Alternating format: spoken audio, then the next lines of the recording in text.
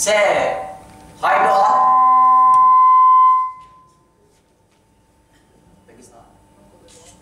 Long. Say hi to all. Hi. నేను చెప్పినట్టు చెప్తా. Okay. भाइयों बहनों बहनों भाइयों भाइयों बहनों అంటే ఒక్క తప్ప భాయ్యమా ఇండియన్ సినిమా చూడలేదా ఇడియట్ సినిమా చూడలేదా ఏ రవితేజకి వెళ్ళాగా ఒక్క తప్ప భాయ్యం అంటే ఇక్కడ భాయ్ కాని వాళ్ళు ఎవరో ఉన్నారన్నమాట నేను నాలుగు అర్థమైందన్నమాట ఓ మళ్ళీ అదొకటేంటి సరే అయితే భాయ్ కాని వాళ్ళు అంటే ఓ పాపం కూడా ఏంటి ఓకే సరే ఇక్కడ మీ లవర్ బాయ్ ఎవరున్నారో ఒక్కసారి చెప్తే మేము కూడా తెలుసుకుంటాం నేను కొంచెం జాగ్రత్తగా చూస్తే కనిపిస్తారు ఏంటి జాగ్రత్తగా చూస్తే కనిపిస్తారా కంపెనీస్ కానీ మా కృష్ణమోహన్ గారా కృష్ణమోహన్ గారు కాదా పోనీ మా అప్పకొండ పోనీ చిన్న ఇంటిస్తే బాగుంటుంది కదా మాకేమన్నాను ఆయన పేరు చెప్పాను కొంచెం రాజు ఓ రాజా కంపెనీస్ కానీ ఏసాం రాజా ఓ తాతయ్య పేడా సరే ఇంకెవరున్నారు పోనీ జీపీ రాజా కంపెనీస్ కానీ ఓ అక్కడ ఉన్న అకౌంట్స్తోనే వస్తున్నాడు ఇంక నీ అకౌంట్ ఏంటి కానీ సరే ఓకే ఇంకా చూడు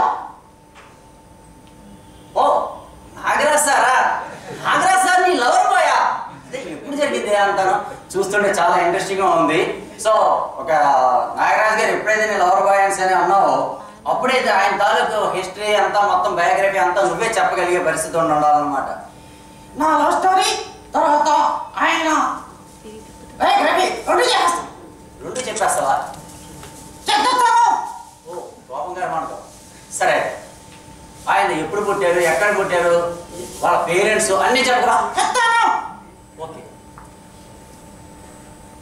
ఎప్పుడు పుట్టారు మొత్తం అంతా ఒకసారి స్టార్ట్ చేసి అయితే ఆయన మార్చి 16, 1956లో ఎసపల్లిలో పుట్టారు ఇసకపల్లిలో పుట్టారా అదేడుంది తాళారాండలో ధర్మవరం మండలం అదేడుంది నెల్లూరు నెల్లూరా అదేడుంది నీకు జాగ్రత్త కావాలా ఆయన హిస్టరీ కావాలా ఓ నీకు త్రివిక్రమ్ శ్రీనివాస్ ప్రభావం కూడా ఉన్నదన్నమాట సరేలే సినిమాలు ఎక్కువైపోతున్నాయి నీకు మామూలుగా చెప్పే అయితే చాలు వాళ్ళ పేరెంట్స్ అవన్నీ కూడా మన పేర్లు అవన్నీ చెప్తా చేస్తాం అయితే డాడీ పేరండి ఓ ఏ తెలుగు ఓ తెలుగులో మాట్లాడాలా వాళ్ళ నాన్నగారి పేరు అమ్మగారి పేరు ఏంటమ్మా నాన్నగారి పేరు సఖారావు తల్లి సావిత్రి ఈయన ముగ్గురు ఎదర్సు ఇంకా ఈయనకి 2 సిస్టర్స్ చాలా చాలా అంటే ఇంకా ఇంకా మాకు తెలిసిందా సరే తర్వాత ఈ స్టడీస్ ఎక్కడ మొత్తం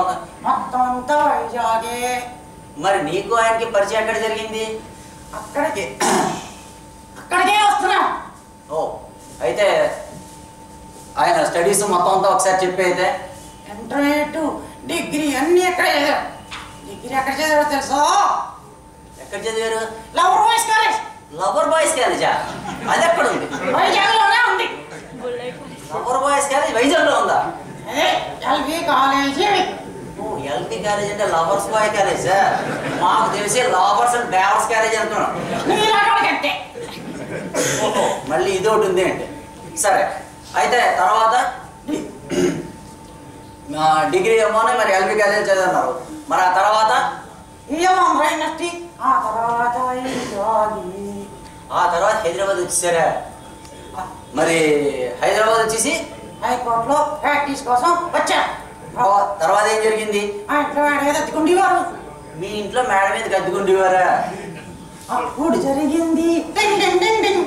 ఓహో అప్పుడు నుంచి స్టార్ట్ అయిందా okay okay no I can understand సరే అయితే అసలు మరి మీ మేడ మీద అద్దుకున్నట్లయితే ఆయన లవర్ బాయ్ నీకు ఎప్పుడయ్యారో ఒక్కసారి చెప్తావా నాకు ఒక రోజు పిలిచి ఒక ఢిల్లీ చాక్లెట్ ఇచ్చి ఇవి నాటి అన్న ఒకే గిల్లి చాక్లెట్ ఇచ్చి నాటి అని అంటే పడిపోయావా అవును ఓకే, తర్వాత ఏం జరిగింది? అంతకాలం అయిన తర్వాత నాకు ఆటో రాలేదు. ఆ రోజు నన్ను స్కూటర్ తీశారు. స్కూటర్ మీద డ్రాప్ చేశారా?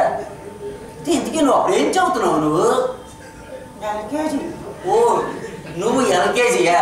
ఆయన ఏమో డిగ్రీ అయిపోయి ప్రాక్టీస్కి ఏమో హైకోర్టులో ప్రాక్టీస్కి వస్తేనేమో అలా ఫీల్ అయ్యా. పోలే, తర్వాత ఏం జరిగిందో చెప్పమ్మా.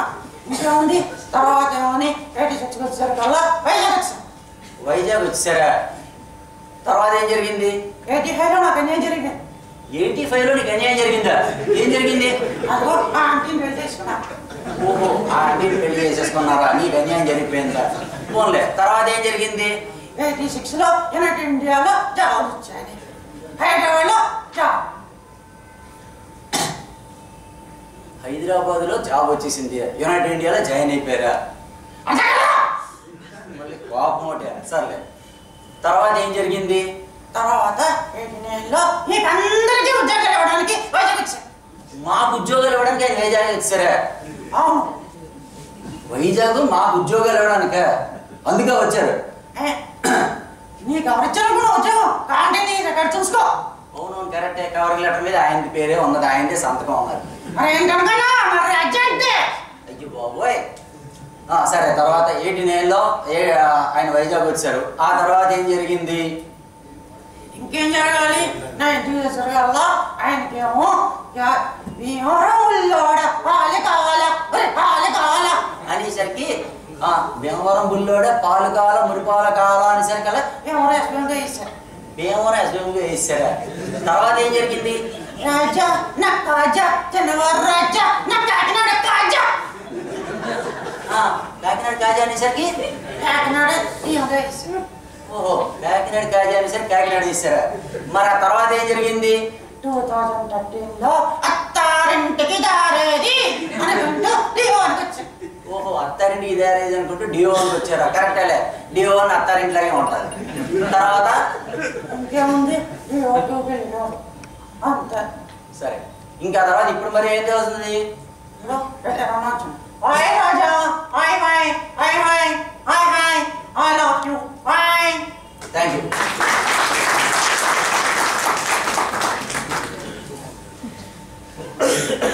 దీనికి అందరికీ ప్రేరణ రెండోది ఏంటంటే, దీన్ని ఒక రకమైనటువంటి దీనిలో తీసుకొచ్చింది మెయిన్ మామూలుగా ఏదో నేను టోర్నమెంట్ అసలు యాక్చువల్గా అయితే దీన్ని దిస్ ఇస్ కాల్డ్ వెంట్రిలాక్విజన్ అని అంటారు, కానీ నేను చేసింది మాత్రం వెంట్రుకలాక్విజన్.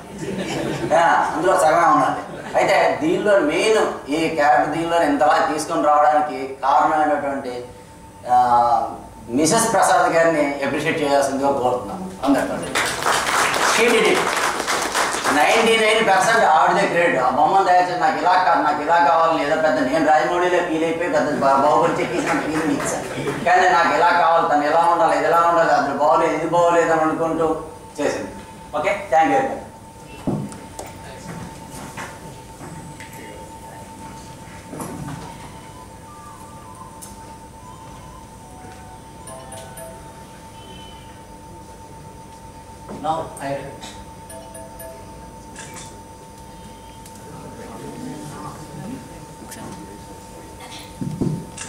Now I request Sri MVS Bhaskar Rao sir to give speech.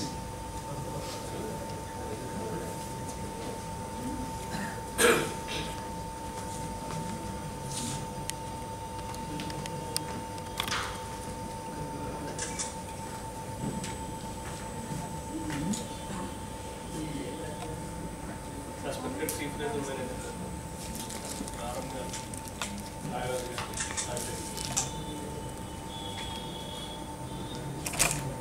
ఇందాక ఆయన మా ఆటోబయోగ్రఫీ చెప్పినట్టుగా ఆయన ఆరోగ్య వచ్చేసరికి మేము 90 బ్యాచ్ అసిస్టెంట్స్ జాయిన్ అయ్యాం. ఆయన పర్సనల్ ఆఫీసర్గా ఉండేవారు. మాకు ఎప్పుడు ఆయన హెడ్ మాస్టర్గా కనిపించేవారు. ఇప్పటికీ అదే భావం మాట. ఆయన ఆ రెస్పెక్ట్తోనే ఇంతవరకు చివరి వరకు కూడా ఆయనతో ఒక టీచర్ స్టూడెంట్ సంబంధంతోనే అలాగే వెళ్తుంది. నెక్స్ట్ ఆయన ఏంటంటే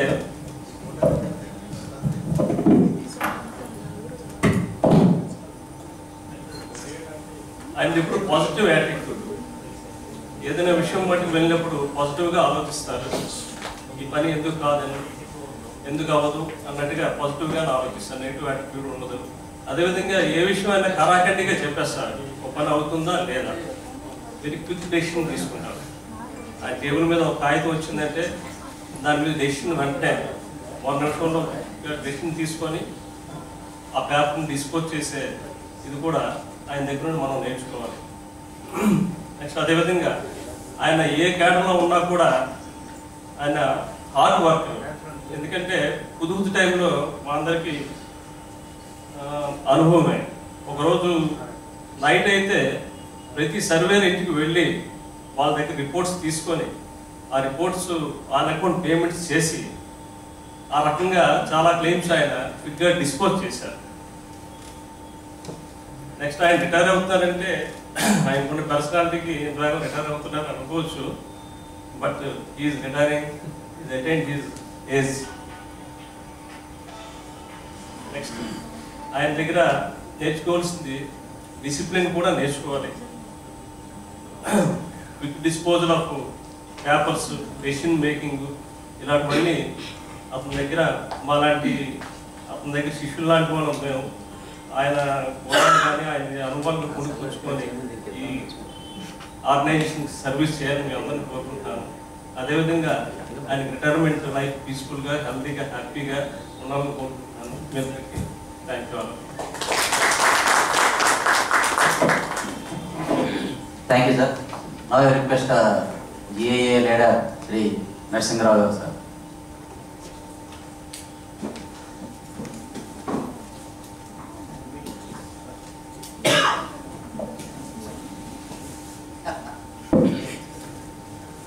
Respected Chief Regional Manager Mr. Balai and Regional Manager Mr. Ravindanath. And usually we will say today's hero when we address, but he is an evergreen hero, Mr. Nagaraj and Mrs. Nagaraj and dear friends. Today I am very happy that I am able to come here and attend this function. So, and my acquaintance with Mr. Nagaraj goes way back to 1985 when he was in regional office, and there were a number of occasions that we met on various subjects. But from the day one till then, I have seen a positive person in him. He never comes out with any questioning when we say something to him. He simply says that, what is the solution? In which way this can be resolved and solved. That is the attitude of that person. And another thing is, most of you are very much aware of that. He will always smile. That will never go come what may, whatever be the situation and whatever be the time, whether it is morning 10 o'clock or evening 5 o'clock, he presents himself in such a way that gives a lot of confidence to the other person to approach him for any work. So that is how he has served the organization, not only with the clients, his colleagues. You can hardly come across a complaint against him on any matter. He deals with everybody and in every aspect in such a way that it will be acceptable. That is the most important feature of Mr. Nagaraj's style of functioning. And it is rather a different day from tomorrow. We will be missing him in the office. But you are there in our hearts forever. Thank you for giving me this opportunity. Thank you, sir.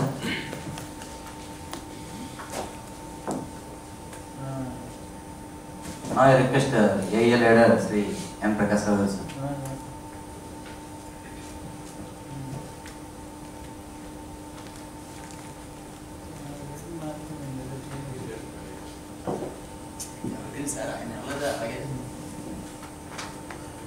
వేదిక మీద ఉన్న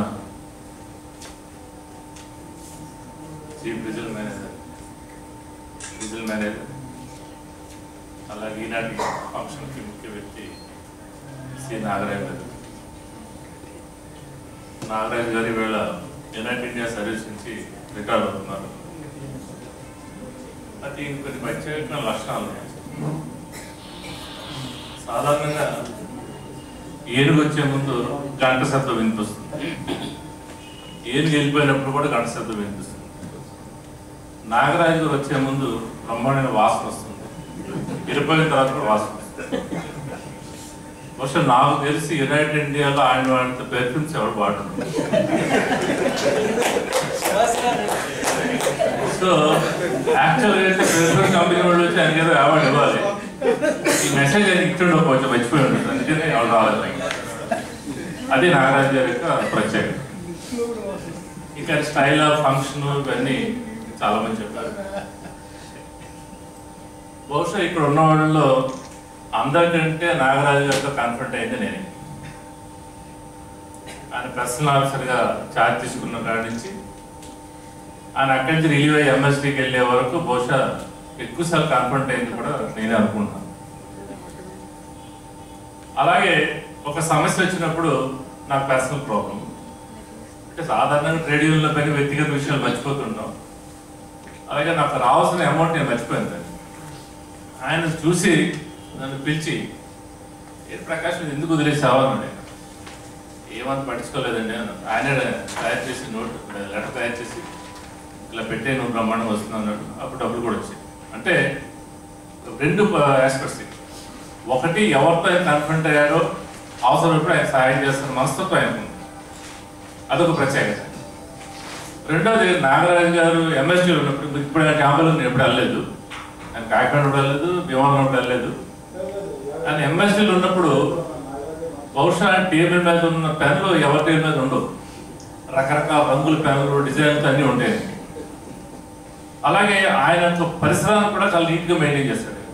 ఎంఎస్డీకి పైన board ఉంటుంది, entries restricted అని చెప్పేసి. నేను చాలాసార్లు comment చేశాను బయట, ఏంటి సొంత ఎంట్రీ రిస్ట్రిక్టెడ్ పెట్టుకునేది యూనిట్ కదా అని కామెంట్ చేశాను బయట. అంటే ఆయన ఉద్దేశం ఏంటంటే ఆయన ఉన్న వాతావరణం నీట్గా ఉండాలి, ఇదిగా ఉండాలి. అలాగని తోటి ఎంప్లాయీలు దుర్మార్గంగా వ్యవహరించే మనస్తత్వం నాగరాజుకి లేదు. ఎంప్లాయీస్ ఆయనతో పని చేయించుకుంటాడు, అవసరమైతే ఆయనకి వాళ్ళ ఫెసిలిటీస్ కూడా ఇవ్వడం జరుగుతుంది. బహుశా చాలా మంది ఆఫీసర్స్ మీటింగ్లో విషయం చెప్తుంటారు అనుకుంటారు. నేను ఇప్పుడు ఆఫీసర్కి వెళ్ళలేదు కాబట్టి ఆ విషయాలు తెలియదు. కానీ నేను చదివిన పుస్తకాల్లో కానీ వాట్సాప్లో చూసిన దాని ప్రకారం నేను అర్థం చేసుకున్నది ఏంటంటే, ఏ కంపెనీకైనా the first customer is the employees, second customer real customers. By satisfying the first customer we should go to the real customers. దాన్ని అన్ని విధాలు నమ్మిన వ్యక్తి నాగరాజు గారు అనుకుంటున్నాను. నేను చూసాను చాలా మంది, నా 30 సంవత్సరాల ట్రేడ్ యూనియన్ చరిత్రలో చాలా మంది నేను చూశాను. చాలా మందికి ఇటువంటి యాటిట్యూడ్ లేదు. అసలు ముందు తన ఎంప్లాయీస్ తన వాళ్ళు సాటిస్ఫై అయితే డెఫినెట్గా వాళ్ళ మనం సర్వీస్ చేసుకోవచ్చు అని ఆ మనస్తత్వం ఉంది. బహుశా మేము రిటైర్డ్ అయిపోయాం కాబట్టి మాకు అనవసరం విషయం, మీరంతా ఇంకా చేసుకోవాలి. ఎందుకంటే రేపటి నుంచి మన రోజులు కాదు, రోజులు మారుతుంది. మీరు చూసి ఆల్రెడీ 4 కంపెనీలు డిజిటల్ కి రిఫర్ చేశారు. బహుశా పబ్లిక్ సెక్టర్ రిటైర్ అయ్యి పబ్లిక్ సెక్టర్ రిక్రూట్ అయ్యి పబ్లిక్ సెక్టర్ రిటైర్ అయిపోతారు. బహుశా మీలో చాలా మందికి అవకాశం ఉండకపోవచ్చు, ప్రైవేట్ కూడా ఎంటర్ అయ్యే అవకాశాలు ఉన్నాయి. సో మనం ఏం చెప్తా, కస్టమర్ సర్వీస్ మస్ట్ అంటాం. కస్టమర్ సర్వీస్ చేయాలంటే ఎంప్లాయీస్ గ్రీవెన్స్ ఉందనుకోండి, పని చేయలేడు. ఆప్షన్ ఎంత చేయాలనుకున్నా చేయాలి 100% అవుట్పుట్ రాదు. సో నేను ఇవాళ డిఎంస్ కానీ బిఎంస్ కానీ లేదా కాబోయే డిఎంస్ అండ్ బిఎంస్ కానీ వాళ్ళకి నా సజెషన్ అనుకోండి, రిక్వెస్ట్ అనుకోండి, ఏమైనా అనుకోండి, ఎనీ లాంగ్వేజ్ మీరు తీసుకునే ప్రాబ్లం లేదు. మీ ఎంప్లాయీస్ యొక్క నీడ్స్ని మీట్ అవ్వకుండా you can't deliver the goods required to the customers. That is first and foremost important. ఎందుకంటే చాలా విషయాలు చూసాను, కొన్ని ఇబ్బందికర అంశాలు మన కంపెనీలో మిగతా కంపెనీలో. చిన్న విషయం మీద పేరు ఏమన్నది ఇష్యూ కానీ పేరుపోదు, మొత్తం ఆఫీస్ అంతా డిస్టర్బెన్స్. అటువంటి లేఖను చేయాలని చెప్పి దృక్పథంతో పనిచేసే వ్యక్తి నాగరాజు.